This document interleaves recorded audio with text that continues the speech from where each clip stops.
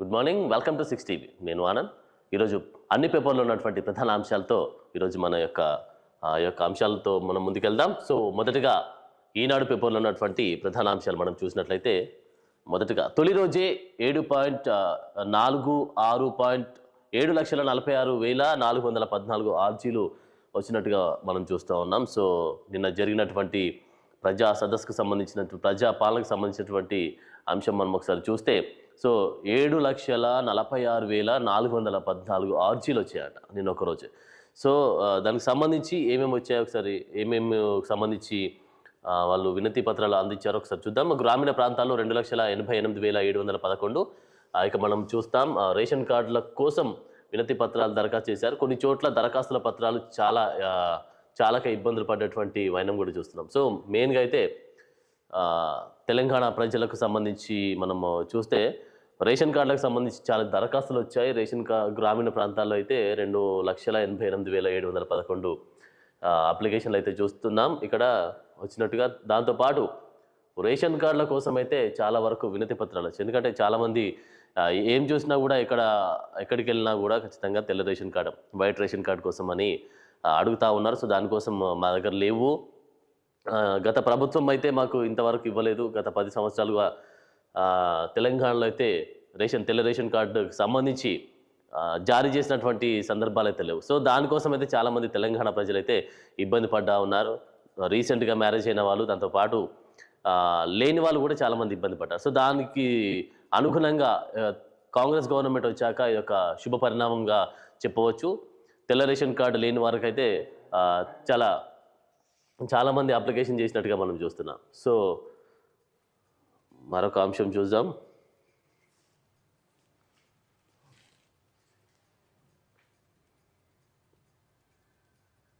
Right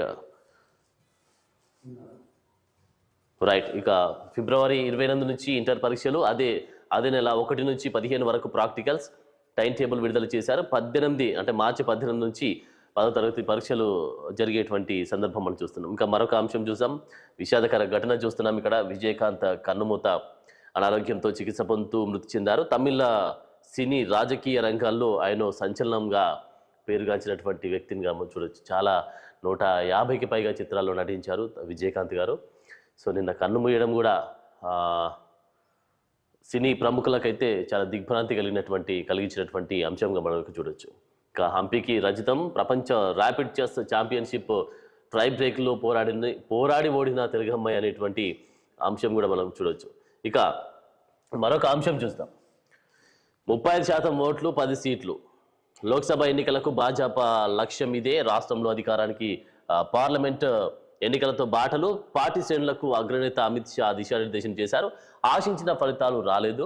assembly ఎన్నికలపై అమిత్ షా వ్యాఖ్యలు చేసినటువంటి అంశం చూస్తాం. సో అసెంబ్లీ ఎన్నికలకు సంబంధించి అయితే చూస్తే అమిత్ షా అంటే బీజేపీ గవర్నమెంట్ చాలా వరకు ఎక్స్పెక్ట్ చేసింది. ఖచ్చితంగా తెలంగాణలో బీజేపీ జెండా పాతుతాం అనేటువంటి దృఢ నిశ్చయంతో అగ్రనేతలు దించింది తెలంగాణకు సంబంధించి. అటు బీజేపీలో మోదీయే కావచ్చు, అమిత్ షాయే కావచ్చు, స్టేట్కి సంబంధించినటువంటి సెంట్రల్కి సంబంధించినటువంటి అగ్రనేతలను కూడా దించి ప్రచారం చేశారు. సో అయినా కూడా ఇక్కడ ఆశించినటువంటి ఫలితాలు రాలేదు. ఇకనైనా ఎంపీ సీట్లు, రాబోయే ఎంపీ ఎలక్షన్ సంబంధించినటువంటి వాటి దృష్టిలో పెట్టుకొని అయినా కూడా ఈ యొక్క ప్రణాళికలు రచించడానికి నిన్న వచ్చినటువంటి అమిత్ షా నిన్న అయితే వచ్చారు. సో మరి దానికి సంబంధించి మనం ఇక్కడ చూస్తే ఒకవైపు ఈటెల రాజేందర్ పైన, మరొక వైపు బండి సంజయ్ పైన సీరియస్ అయినటువంటి సందర్భం చూస్తున్నాం. సో మరి ఎందుకు సీరియస్ అయ్యారంటే పార్టీలో కుమ్ములాటలు కూడా పెరిగినటువంటి సందర్భం చూస్తున్నాం. ఒకరంటే ఒకరు, నేనంటే నేను ముందుంటాను డిస్కస్ చేసుకోవడం. దాంతోపాటుగా ఇరు పార్టీలకు ఉన్నటువంటి నేతలు కూడా కుమ్ములాటలు జరుగుతున్నటువంటి సందర్భం. సో మరి ఇక్కడ తెలంగాణకు సంబంధించినటువంటి బీజేపీ అంశానికి వస్తే బీజేపీలో గట్టి నాయకుడు లేడు అనేటువంటి దృఢ నిశ్చయానికి వచ్చినటువంటి సందర్భం. ఎందుకంటే కాంగ్రెస్ విజయదుందుబి మోగించేది గత ఎమ్మెల్యే ఎలక్షన్ సంబంధించి. సో దాన్ని దృష్టిలో పెట్టుకొని అయితే అమిత్ షా మాట్లాడినటువంటి మాటలు ఏంటంటే 30% ఓట్లు, 10 సీట్లు గ్యారంటీగా ఈసారి కొట్టాల్సిందే అని చెప్పి దృఢ నిశ్చయంతో ఉన్నటువంటి పరిస్థితి చూస్తున్నాం. సో ఇండియా నెగ్గితే కులగణన, ఓబీసీ ఎస్సీ ఎస్టీలకు తగిన ప్రాతినిధ్యం కల్పిస్తాం, సామాన్యులకు అధికారం అప్పగించడమే మా లక్ష్యం. నాగపూర్లో పార్టీ ఆవిర్భావ దినోత్సవంలో రాహుల్ న్యాయ్ పథకాన్ని అమలు చేస్తామన్న ఖర్గే. నిన్న రాహుల్ గాంధీ నాగ్పూర్ సభలో మాట్లాడుతున్నటువంటి సందర్భం మనం చూస్తున్నాం. ఇక ఇండియా నెగ్గితే కులగణన చేస్తాం, ఖచ్చితంగా కులగణన చేసి తీరుతామని కూడా నిర్ణయం చేసుకున్నటువంటి అంశం చూస్తున్నాం. ఇంకా ఓబీసీ ఎస్సీ ఎస్టీలకు తగిన ప్రాతినిధ్యం కల్పిస్తాం, సామాన్యులకు అధికారం అప్పగించడమే మా లక్ష్యం అనేటువంటి నిశ్చయంతో అయితే ఈ యొక్క ప్రకటన చేసినటువంటి ఒక అంశం మనం చూస్తున్నాం. సో ఏబిఎన్ ఆంధ్రజ్యోతిలో ఉన్నటువంటి కొన్ని ప్రధాన అంశాలు మనం చూద్దాం. రైట్, ఇక మనం చూస్తే 10 సీట్లు 35% ఓట్లు ఇప్పుడు చూసాం. మనం ఈనాడులో చూసినటువంటి 10 సీట్లు కన్ఫామ్గా మేము కొడతాం, 35% ఖచ్చితంగా ఓట్లు మాకే అనేటువంటి నిబంధన అయితే పెట్టుకొని వచ్చినటువంటి పరిస్థితి చూస్తున్నాం. ప్రతి లోక్సభ నియోజకవర్గం కీలకమే, 3-4 స్థానాలు ఓ యూనిట్గా బస్సు యాత్రలు, నాయకులంతా సమన్వయంతో పనిచేయాలి. ప్రతి స్థానానికి 3 ఆశావాహులతో వారం రోజుల్లో జాబితాను పంపించండి. జనవరిలోనే మెజారిటీ అభ్యర్థుల ఖరారు. కాంగ్రెస్ పార్టీది అసలైన విజయం కాదు, బీఆర్ఎస్ పై వ్యతిరేకతతోనే గెలిచింది. బీజేపీ రాష్ట్ర స్థాయి విస్తృత సమావేశంలో షా మాట్లాడినటువంటి మాటలు చూస్తున్నాం. సో ఖచ్చితంగా బీఆర్ఎస్ మీద ఉన్నటువంటి వ్యతిరేకత వల్లే కాంగ్రెస్ వచ్చింది, కానీ అసలు కాంగ్రెస్ని గెలిపించేటువంటి ఉద్దేశం తెలంగాణ ప్రజలకు లేదు అనేటువంటి ప్రస్తావన కూడా ఇక్కడ చేశారు. సో దీన్ని ఆసరాగా చేసుకుంటే బీజేపీ ఖచ్చితంగా 10 సీట్లు ఎంపీకి సంబంధించినటువంటి 10 సీట్లు గెలవడం ఖాయం అనేటువంటి నూతన ఉత్సాహం కూడా బీజేపీ శ్రేణుల్లో నింపేటువంటి పరిస్థితి ఇక్కడ చూస్తున్నాం. కొంగరకాలంలో జరిగినటువంటి రాష్ట్ర స్థాయి సమావేశంలో బీజేపీ నేతలకు సంబంధించినటువంటి అమిత్ షా మాట్లాడినటువంటి పరిస్థితి అయితే చూస్తున్నాం. సో ప్రతి ఒక్క నేతని కూడా ఎంపీ ఎలక్షన్ సంబంధించినటువంటి సిచ్యువేషన్ అయితే ఒకలాంటి సిచ్యువేషన్ క్రియేట్ చేసేటువంటి ప్రస్తావన అయితే చేసినటువంటి అంశం అయితే ఇక్కడ చూడొచ్చు.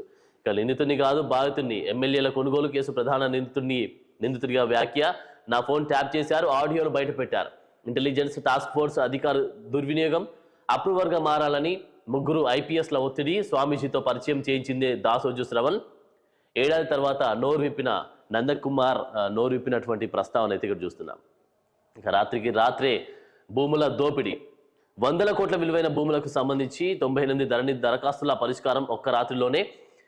ఈ వ్యవహారం వెనుక గత ప్రభుత్వ పెద్దల పాత్ర ఉంది. అర్ధరాత్రి క్లియరెన్స్, ఉదయాన్నే రిజిస్ట్రేషన్లు, జిల్లా కలెక్టర్ వేలిముద్రలు లేకుండా అన్ని ఫైళ్ళ క్లియరెన్స్ ఎలా చేస్తారని కూడా ప్రశ్నించినటువంటి అంశం చూస్తున్నాం. అక్రమాలపై ఇంకా గుట్టుగానే ఉన్న అధికార గృహం, ఈ దందాపై మందకొడిగా సాగుతున్న విచారణ అనేటువంటి అంశం కూడా ఇక్కడ చూడొచ్చు. రంగారెడ్డికి సంబంధించినటువంటి అంశం చూస్తే 100 కోట్ల విలువైన భూములకు సంబంధించి 98 ధరణి దరఖాస్తుల పరిష్కారం ఒక్క రాత్రిలోనే జరిగేటువంటి అంశంగా ఇక్కడ మనం చూడొచ్చు.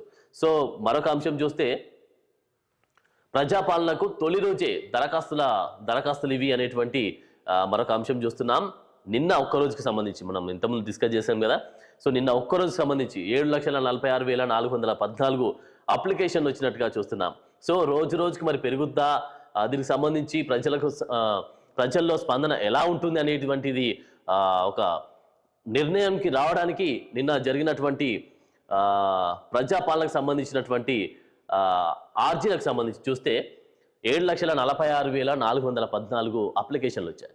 సో ఎన్ని అప్లికేషన్లు ఏ విధమైనటువంటి ఆర్జీలు అయితే వచ్చాయో, అటు భూములకు సంబంధించి మరొక వైపు ఆధార్ కార్డు రేషన్ కార్డుకు సంబంధించి, దాంతోపాటు వాళ్ళకు ఉన్నటువంటి ప్రాబ్లమ్స్ ఖచ్చితంగా తీర్చుతారు అనేటువంటి నిబంధనతో అయితే వచ్చారు. ఇక్కడికి ఏమేమి అప్లికేషన్స్ వచ్చారు, ఎన్ని క్లియర్ చేయాలి, ఇంకా ఎన్ని వచ్చే అవకాశం ఉంది అనేటువంటి వాటిని దృష్టిలో పెట్టుకొని కూడా నెక్స్ట్ ప్లాన్ చేసే అవకాశం కాంగ్రెస్ గవర్నమెంట్ చేపట్టే అవకాశం కనిపిస్తుంది. సో రైట్, వెలుగు పేపర్లో ఉన్నటువంటి ప్రధాన అంశాలు మనం చూద్దాం. రైట్, సేమ్ అదే చూస్తున్నాం. ఫస్ట్ రోజే 7,46,046 వరకు దరఖాస్తులు వచ్చినట్టుగా ఇక్కడ చూస్తున్నాం. అభయహస్తం గ్యారంటీలకు భారీగా అప్లికేషన్, అభయహస్తం ఒకటి, తర్వాత 6 గ్యారంటీలకు సంబంధించి మరొక వాటి గురించి అప్లై చేసుకున్నట్టుగా మనం చూస్తున్నాం. సో అప్లై చేసుకునేందుకు గ్రామ సభలకు పోటెత్తిన జనం గ్రామాల్లో 2.88 లక్షలు, పట్టణాల్లో 4.57 లక్షల దరఖాస్తులు వచ్చాయి. మహాలక్ష్మి, గృహజ్యోతి, ఇందిరమ్మ ఇండ్లకు ఎక్కువ ఆర్జీలు వచ్చాయట. మహాలక్ష్మి, గృహజ్యోతి, ఇందిరమ్మ ఇండ్లకు ఎక్కువ ఆర్జీలు పెట్టుకున్నటువంటి పరిస్థితి. ఎందుకంటే మహాలక్ష్మికి సంబంధించినటువంటి అప్లికేషన్లు ఏమేమి ఉన్నాయో వాటికి సంబంధించి చాలా వరకు అప్లికేషన్లు వచ్చాయి. గృహజ్యోతికి సంబంధించి, ఇందిరమ్మ ఇండ్లకు సంబంధించి ఎక్కువ ఆర్జీలు వచ్చినట్టుగా మనం ఇక్కడ చూస్తున్నాం. సో అప్లైకి రేషన్, ఆధార్ కార్డు చాలు, రేషన్ కార్డు లేకుండా దరఖాస్తు చేసుకోవచ్చు. క్యాస్ట్ ఇన్కమ్ అక్కర్లేదు, పెన్షన్ వస్తున్నోళ్ళు అప్లై చేసుకోవడం అవసరం లేదట. అప్లికేషన్ ఫామ్స్ ఫ్రీగా ఇస్తున్నాం, అమ్మితే చర్యలు తప్పవని కూడా సర్కార్ హెచ్చరిక. సో నిన్న మనము ఒక సందర్భంలో చూసాం, గవర్నమెంట్ ఇచ్చేటువంటి ఈ యొక్క ప్రజాపాలనకు సంబంధించినటువంటి ఫామ్స్ కూడా బ్లాక్లో అమ్ముతున్నట్టుగా చాలా వరకు విన్నాం. సో ఇలా అమ్మిన చర్యలు ఖచ్చితంగా ఉంటాయి. ఏది కూడా ప్రజలకు దగ్గరకు వచ్చినటువంటి ఈ యొక్క పాలన ప్రజలకు ఫ్రీ సర్వీస్ చేయడానికి వచ్చాం, కానీ ప్రజల దగ్గర నుంచి ప్రజల్ని ఇబ్బంది పెట్టే విధంగా అయితే మేము పాలన జరిగించమని చెప్పి వచ్చినటువంటి పరిస్థితుల్లో ఇలాంటి చర్యలు జరిగితే ఖచ్చితంగా సర్కార్ హెచ్చరికలు, నిబంధన విధించినటువంటి పరిస్థితి చూస్తున్నాం. సో ఏది ఏమైనప్పటికీ గవర్నమెంట్ ఇచ్చేది ప్రతిదీ కూడా అందరికీ ఫ్రీ అనేటువంటి ప్రస్తావన అయితే ఇక్కడ చూస్తున్నాం. సో అందరికీ, అర్హులందరికీ 6 గ్యారంటీలు, రాష్ట్ర సంపదను ప్రజలకు అంకితం చేస్తాం బట్టి విక్రమార్క వ్యాఖ్యలు చేశారు. సో మరొక అంశం చూద్దాం. ఈటెల బండికి అమిత్ షా క్లాస్, కలిసి నడవకపోతే సహించేది లేదని వార్నింగ్. పార్టీకి నష్టం కలిగిస్తే ఎంతటి వారినైనా క్షమించం. ఒకరికి వ్యతిరేకంగా ఒకరు వార్తలు రాయించుకునే అంటే ఏంటిది? ఏం చేసినా నడుస్తుందనే భ్రమలో ఉంటే భారీ మూల్యం తప్పదు. ఇదే చివరి హెచ్చరిక. రిపీట్ అయితే చర్యలు తీసుకుంటాం. కలిసి ప్రెస్ మీట్ పెట్టాలనే సూచన. అయినా ఈటెల ఒక్కరే మీడియా ముందుకు వచ్చారు. సో ఈటెల బండి సంజయ్కి సంబంధించి హెచ్చరిక చేసిండు. ఖచ్చితంగా ఎవరి వల్ల పార్టీకి నష్టం కలిగినా సహించేది లేదు, ఊరుకునేది లేదు. ఖచ్చితంగా ఇద్దరు ఎవరైతే లీడ్లో ఉంటారో వారు ఖచ్చితంగా పార్టీ కోసం శ్రమించాల్సిందే, పార్టీని ముందుకు నడిపించాల్సిందే. ఏ ఒక్కరి వల్ల కూడా ఇబ్బంది కలిగితే సహించేది లేదని కూడా చెప్పినటువంటి పరిస్థితి చూస్తున్నాం. దాంతోపాటు అమిత్ షా చేసినటువంటి వ్యాఖ్యలు, అంటే వీరితో డిస్కస్ చేసినటువంటి ఆ సిచ్యువేషన్ తర్వాత ఒక మాట చెప్పాడు ఇక్కడ. ఖచ్చితంగా రిపీట్ కలిసి ప్రెస్ మీట్ పెట్టాలని సూచించాడు అమిత్ షా. ఇద్దరిని కలిపి ప్రెస్ మీట్ పెట్టాలని సూచించాడంట. సో దీంట్లో బండి సంజయ్ ప్రెస్ మీట్ పెట్టలేదు, ఈటెల ఒక్కరే ప్రెస్ మీట్ పెట్టినట్టుగా మనం చూస్తున్నాం. సో మరి అంతర్గత కుమ్ములాటలతో మరి ఎంపీ ఎలక్షన్స్లో ఏ విధంగా ముందుకు తీసుకెళ్తారు అనేది ఒక క్వశ్చన్ మార్క్ ఉండిపోయింది ఇప్పటికి కూడా. సో భూ కబ్జాదారుల్లో టెన్షన్, సర్కారీ ఎంక్వైరీతో బీఆర్ఎస్ నేతలకు దడ, అక్రమాలకు సహకరించిన అధికారుల్లోనూ భయం. రాష్ట్ర వ్యాప్తంగా 8 లక్షల కోట్ల విలువైన ప్రభుత్వ భూములు కబ్జా అయినట్టు అంచనా. జీవో 59 కింద రెగ్యులరైజ్ చేసుకుంటున్న భూములపైన ప్రభుత్వం దృష్టి పెట్టినట్టుగా చూస్తున్నాం. ఇంతకుముందు పాత గవర్నమెంట్ ఉన్నటువంటి ఈ గవర్నమెంట్లో అక్రమాలు జరిగాయి చాలా అని కూడా ఇక్కడ చూస్తున్నాం. సో మరి ఏది ఏమైనప్పటికీ ఒకవైపు మనం చూస్తే అక్రమాలు తెరలేపుతున్నారు, వారికి సంబంధించి ఎంక్వైరీ చేస్తున్నాం అనగానే బీఆర్ఎస్ నేతల్లో దడపుట్టినట్టుగా మనం చూస్తున్నాం. సో మరొక విషయం, ఇటు కాంగ్రెస్కి సంబంధించి మనం చూస్తే కాంగ్రెస్ ఖచ్చితంగా ఎంపీ సీట్లను మేము కైవసం చేసుకుంటాం. ఇప్పుడు జోడో యాత్రకు సంబంధించి జోడో యాత్ర కంప్లీట్ అయింది, న్యాయానికి సంబంధించినటువంటి యాత్ర చేస్తున్నాం అనేటువంటి ప్రస్తావన కూడా చేస్తున్నాం. సో దాంతో ఆ యాత్రతో సంబంధించి ఖచ్చితంగా మేమే అధికార పీఠం దక్కించుకోబోతున్నామని కూడా రాహుల్ ప్రస్తావన చేసినటువంటి అంశం చూస్తున్నాం. మరొక వైపు అమిత్ షా బీజేపీ క్యాడర్ని ఎలాగైనా బీజేపీ క్యాడర్లో బలాన్ని చేకూర్చాలి, తెలంగాణలో జెండా పాతాలి, దాంతోపాటు ఖచ్చితంగా తెలంగాణలో బీజేపీ ఏంటి అనేది నిరూపించుకోవాలి అనేటువంటి ప్రస్తావన చేస్తారు. దాంతోపాటు ఎవరు కూడా పార్టీకి భంగం కలిగించిన, పార్టీని ఇబ్బందికరంగా ముందుకు తీసుకెళ్లిన చర్యలు ఖచ్చితంగా ఉంటాయని కూడా చెప్పినటువంటి పరిస్థితి చూస్తున్నాం. సో బులెటిన్లో షార్ట్ బ్రేక్ తీసుకుందాం.